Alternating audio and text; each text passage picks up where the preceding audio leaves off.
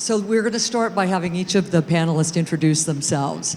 And I thought that we would kick off with Sam, because he has a slightly different title. And perhaps you could just share that and tell us the background around how that happened. Yeah, sure, thank you. So thanks for having me. This is a great event. I'm really glad to be here. So I'm Sam Allen. I am the Chief Operating Officer and Senior Vice President of Marketing at Salesforce. It's actually a new position at Salesforce. Well, it's about 2 years old, and I was tapped on the shoulder by our CEO to do this job. And when he talked to me about it, I said, well, what does this mean? What does COO of marketing mean? And he said, as with any Fortune 500 brand, you're spending north of $1 billion on marketing. He says, I don't know where it's going. And it's not just about ROI, right? It's not just about performance metrics. And I've heard that as a theme today. It's like, how do you manage the business of marketing? And I thought that was really interesting conceptual way to think about it. And so I jumped in, took the job, and that's kind of the mindset I've had for the last 2 years, is kind of the mindset of a general manager of marketing. The CMO's job is really to go out and be innovative, and our CMO, Stephanie Buscemi, is amazing, and she's out in the market, and she's talking about innovation and driving the brand of the company.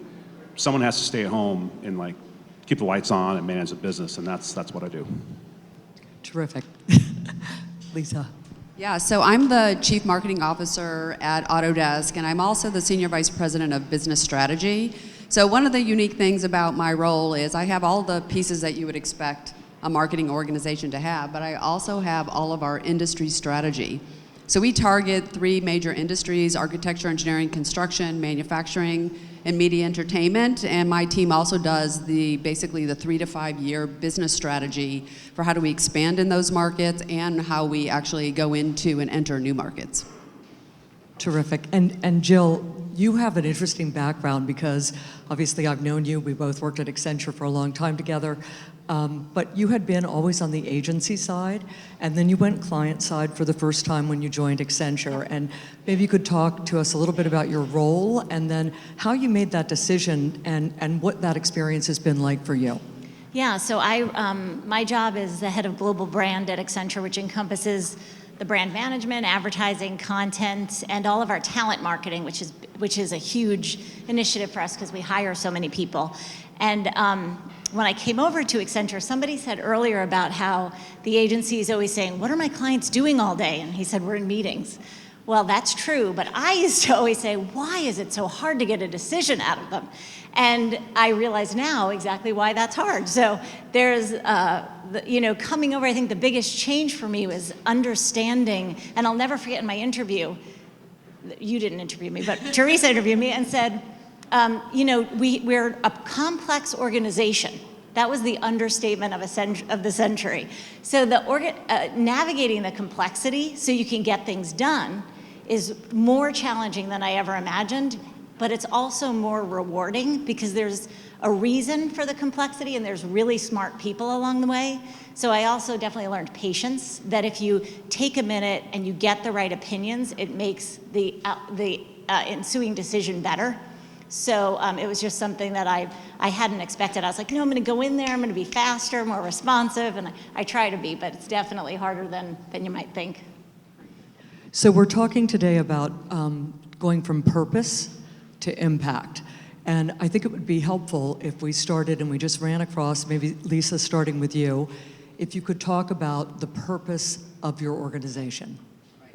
All right, so we think it's fairly simple and easy to understand, and basically the vision and purpose for Autodesk is to help people imagine, design, and make a better world.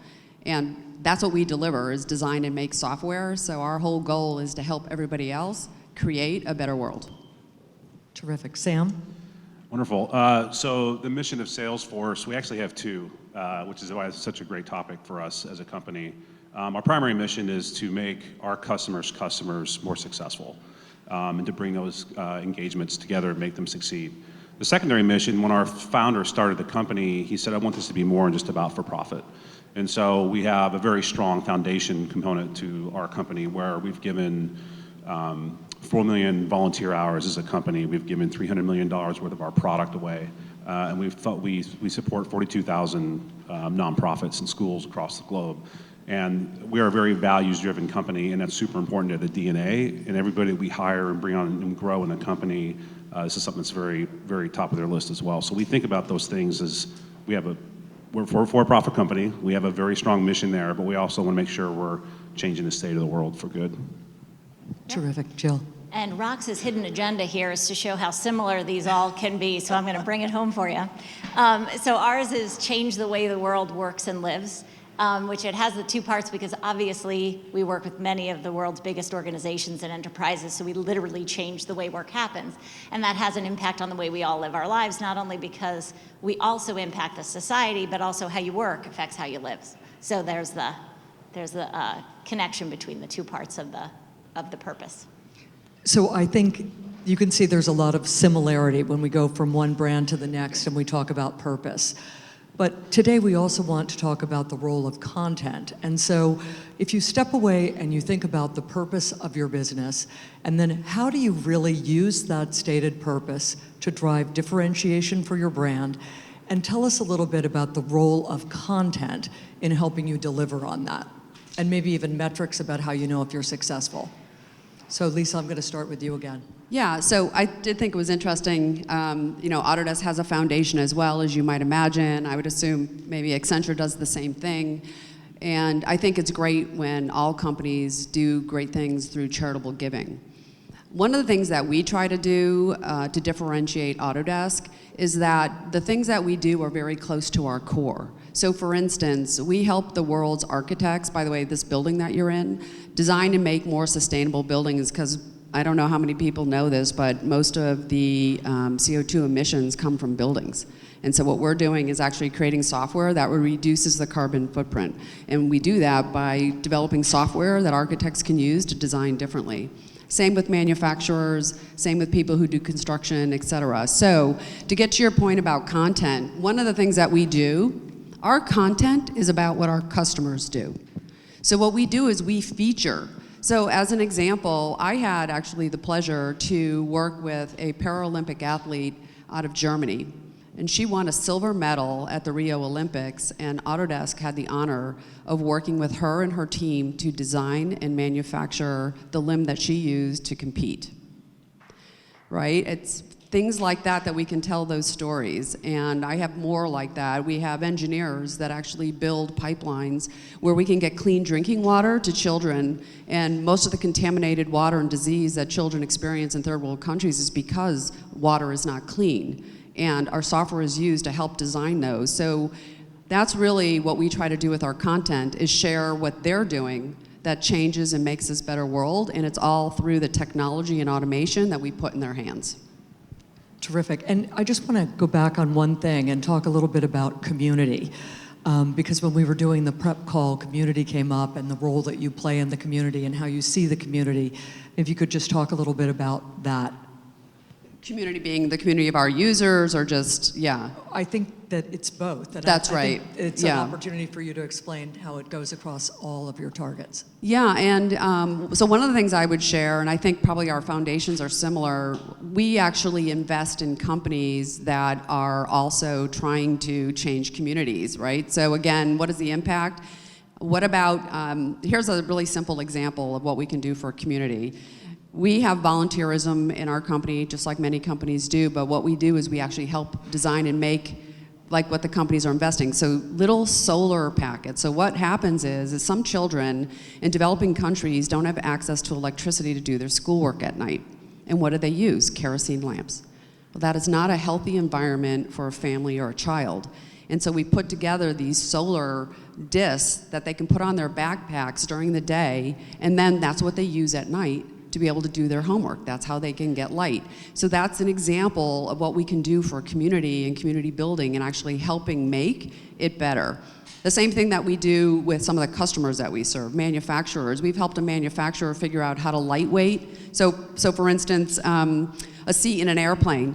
We can help them figure out how to design it so it uses less material and it doesn't weigh as much. And what does that mean? That means I need less fuel to fly that plane. And so that impacts our entire community as well. So one of the things that I love, and I get a lot of CMOs that I work with in a network tell me that sometimes they say, Lisa, I'm envious of the wonderful stories that you have because there's no intermediary, right? It's us working with our customers that actually delivers this, and there's proof points all over the place, and it's an amazing world to be able to work in.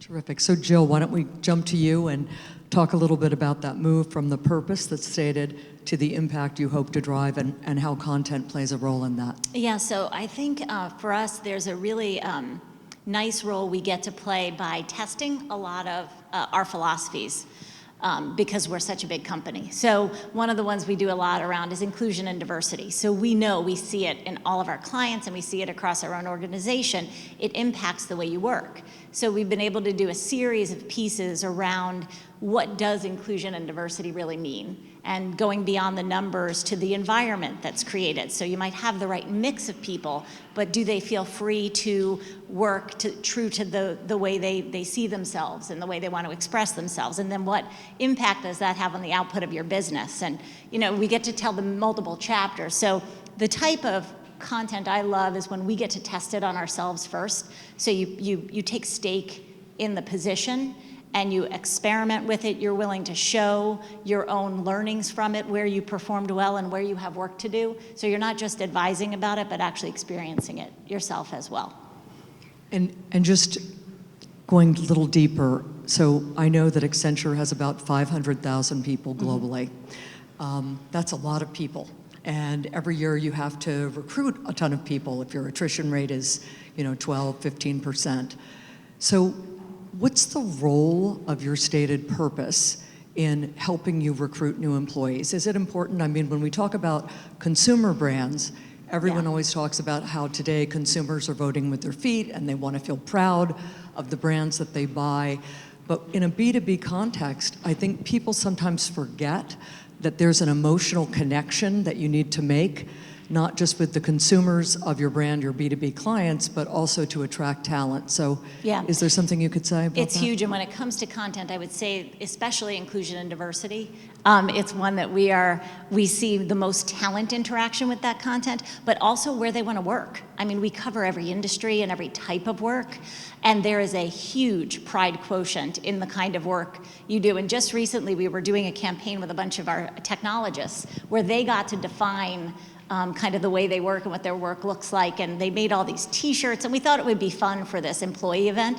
Well, they want more. Every day we get more and more for every event, and I was just sitting there waiting, and somebody said that they would kill Instagram, but I did see a piece of Instagram content that we were going to post about somebody who just made another one. So there's ownership in what we stand for and the work they do on behalf of that purpose. And it's something we have to take into consideration all the time. And do you think that people actually take a job at Accenture because they believe that purpose is important? Is that a factor? I mean, all the research we do says so, and I think you see it beyond our company and our industry that purpose matters more than salary in many cases. The kind of work you'll do, the fact that you'll feel like a part of the community and you feel like you'll actually have impact. And I think we definitely see that. And even within movement within the company, where they want to go to.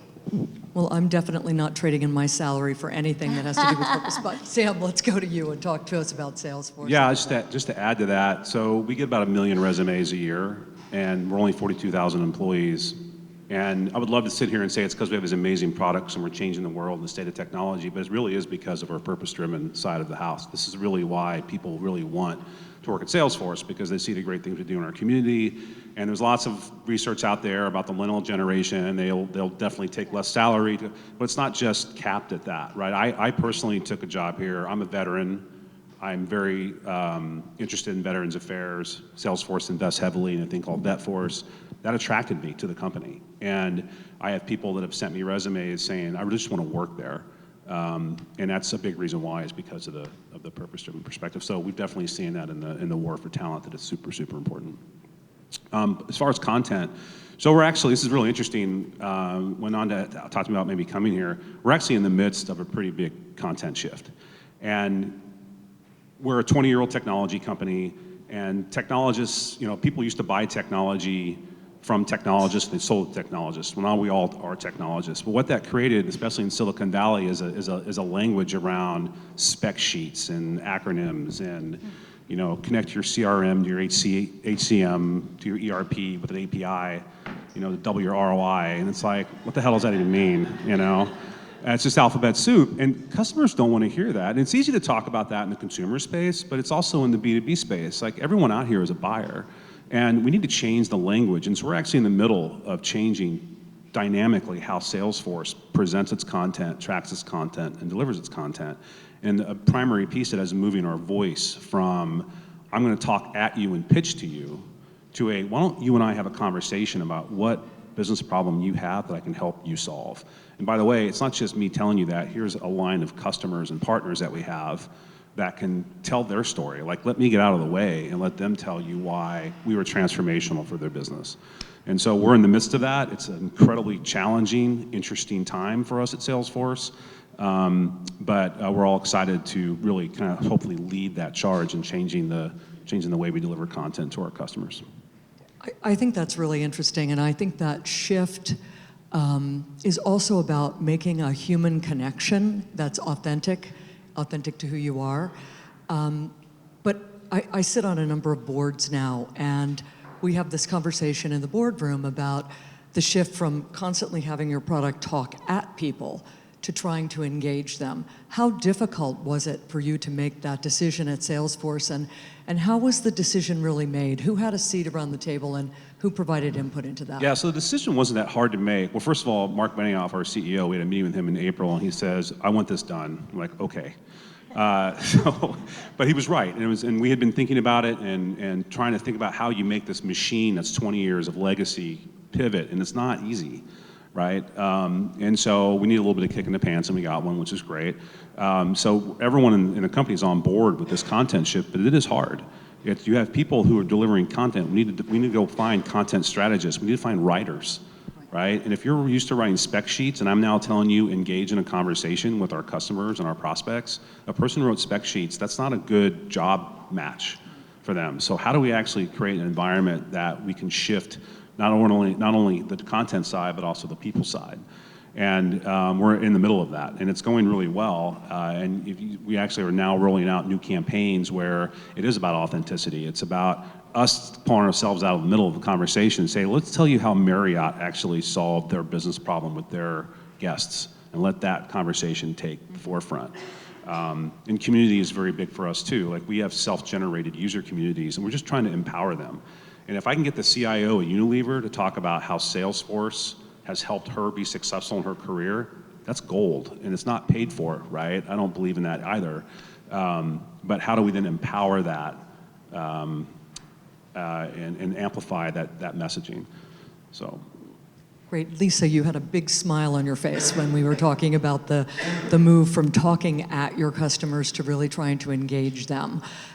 How have you experienced that? What's your philosophy at Autodesk? Yeah, so I was smiling because I completely agree that that's the formula, and we've been doing that for a while, and it does actually prove out, right? Make it about what your customers have done. We have this thing called the Autodesk Gallery. By the way, it's open to the public on Wednesday, so if you're ever in San Francisco. And the whole gallery doesn't show any of our software. What it does is it shows everything that our customers have built, designed, or made with our software. It's pretty amazing. Yeah, you've been through it, and it's fantastic. By the way, kids love it too. There's this huge dinosaur made out of Legos, and kids can add to it, so it's hard to actually get, their parents are always like, oh, no, I can't get them out of here. So, but yeah, I think that that's absolutely critical to be able to talk about what we do with. It used to be that brands always said what I do for. Now I think it has to be what do we do with our customers? What problems do we solve with them so that we're a partner, and it's not about we're just going to hand you this technology or this tool and maybe a little training and good luck. It's all about how do we do this with you? How do we help you get to the outcomes that you need to have, and telling the stories that way, that content. And I think you talked about that personal connection. I mean, that's what a story, but I was very privileged last night because I was participating in an event where Aaron Sorkin was speaking to us. For those hopefully know him, he's a screenwriter, playwright. He did To Kill a Mockingbird, that's right now on Broadway, A Few Good Men. He did The West Wing. And he was just talking about personalizing these stories and having to bring that voice to the characters, and I just kept thinking, yes, that's exactly what people want to hear from us. They don't want generic content. They want something that speaks to their heart and mind, and we really need to be delivering content that way. And I see most people are inspired to do that. They're more excited now to be a content producer when they know that's the angle I can take. So let's shift a little bit and talk about how you organize and how you structure in order to develop content that's going to resonate with your target audience. And I mean, Jill, I'm going to start with you again because your organization is huge and it's so complex. You've got all these people who think they're the brightest people in the world. And how do you cut through all of that and say, okay, here's our content agenda. These are the things we're going to focus on. These are things we're not going to focus on. I think you've gone through some big transformation there, and I think people would be interested in understanding how you get the content agenda focused at Accenture.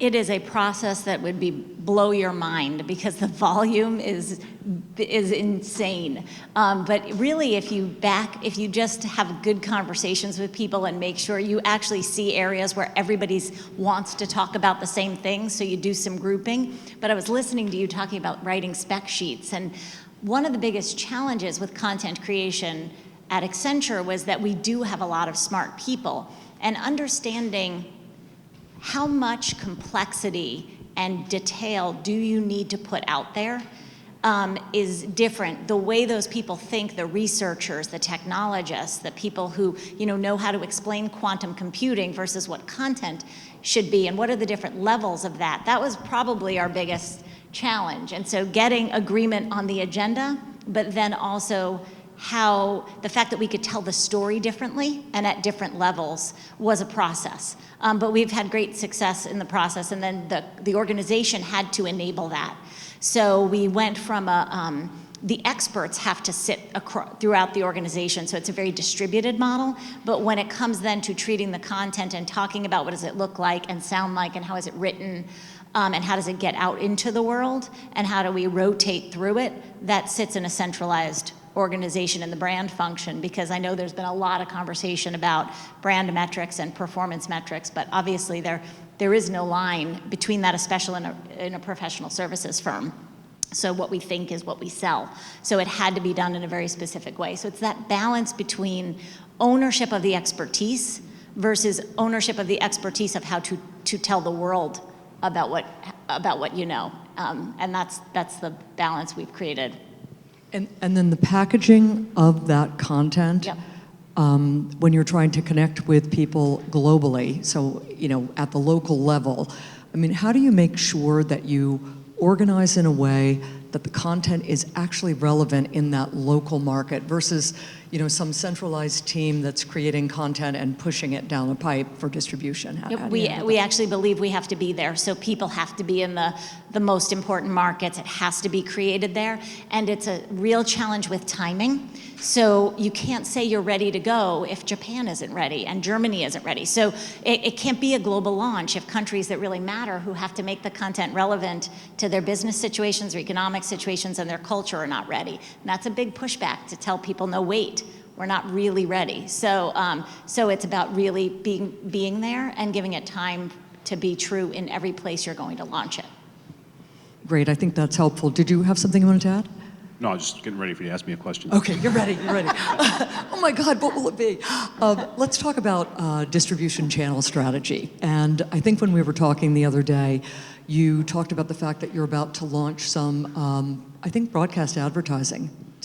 Is that your plan now? Well, we're not doing television. Okay, no television. But we are launching a new campaign broadly across the globe, actually. And this came up in an earlier panel. The time with international is super, super important. And the way that we think about it is, because we went to this new content revolution, we're calling it internally, okay, let's make sure we start with a strong foundation. So what are our values? The values are trust, customer success, innovation, and equality. Okay, and then what comes next? Next is customer engagement, making our customers more successful. And then we have themes of AI, reskilling, because AI is scary, and then making the world a better place through the impact of business. And that's how we kind of think about laddering all of our content. And then it becomes the voice, the how-to component. Delivery there's not a revolution in delivery, the same channels. For us, it's actually more about, and this is my job, it's really interesting, where in the funnel do we need to be?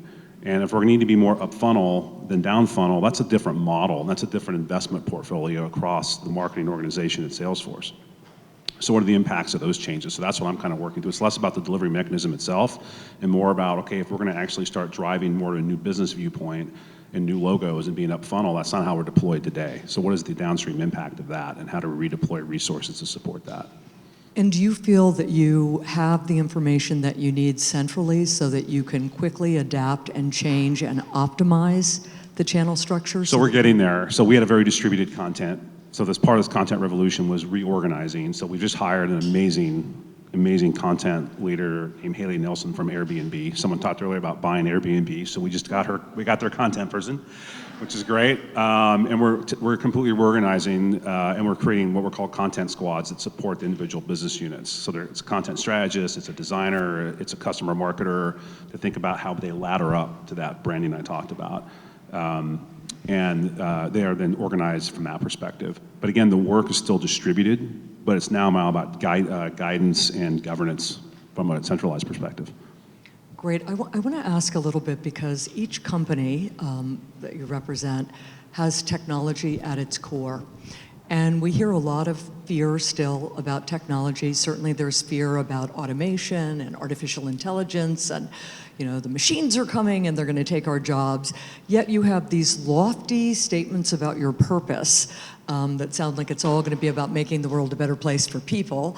So Lisa, maybe if you could start with you and you could talk a little bit about how you think about that, how you're optimizing there. Yeah, it's a great question, right? Because everybody says, well, you're an automation company, you're providing automation, aren't you part of the problem or helping to create the problem? So here's the way that we look at it. We actually believe at Autodesk that the automations that we're creating are meant to augment or be side by side with humans. And so we always look at it as humans with automation, right? So it could be robots, et cetera. And we fundamentally believe that new jobs are going to be created. And we're already seeing that today. Look at just in marketing. When did we have data scientists, right? And there's new jobs constantly being created. We're seeing new jobs being created, and for instance, in manufacturing, it used to be that the jobs were all about maybe using your hands with something to make something. Now, if a robot is doing that work, there's new jobs that are all about how do I maintain a robot? And those are new jobs that are being created. So that's the way that we look at it, is automation that helps work side by side with humans. It is not a replacement because it'll be new jobs. The other thing that we're doing, which I heard you touch on, we have a whole initiative around the future of work because we feel morally obligated that we should be doing something about upskilling and reskilling. And in fact, I'm going to be working with the Future of Work Commission in California and talking to them a little bit about this because we truly believe that industry, business, government, academia all have to work together to solve this problem. It can't just be one or the other, and we have to talk about how do we help people get new skills for the new jobs that are being created. And then, the other thing I always say is technology can be used for good and it can be used for evil. And one of the things that we always try to do is say, we're going to train you and we're going to help you to figure out how to always use it for good. And, we have to kind of believe that that's going to make a big impact, right? And that is not going to be used for, negative means. Yeah, for us, like I said earlier, one of our central themes is reskilling, and we've got this amazing platform called Trailhead. And it's about taking people and teaching them new skills. And it's primarily focused on the Salesforce ecosystem, but we're going to productize that so other companies can do it. But it is really, I talked earlier about veterans. We're training 10,000 veterans and their spouses on these amazing new jobs. And we've got these great, talk about content, these amazing tear-jerking stories of people who were doing $9 an hour jobs, and now they're making $100,000 a year as a Salesforce admin. And then they're self-organizing. And so we have to be part of the solution. We can't just say, we've got this amazing artificial intelligence that's going to completely make you run well. Oh, and by the way, 5 people are losing jobs, and that's too bad. That's an old way of thinking about. We're in an ecosystem together, and we have to deliver together. I love your comment about those organizations coming together, because it really, really is important. Terrific. And we have run out of time, so I think I'm going to thank everyone on the panel. It was a terrific, your responses were great, and I think you've really brought home how B2B companies are making an emotional connection with all of their target audiences and how you're really driving impact with the purpose that you've stated. So thank you, and thank you, Team Knotch, you. for organizing this. All right.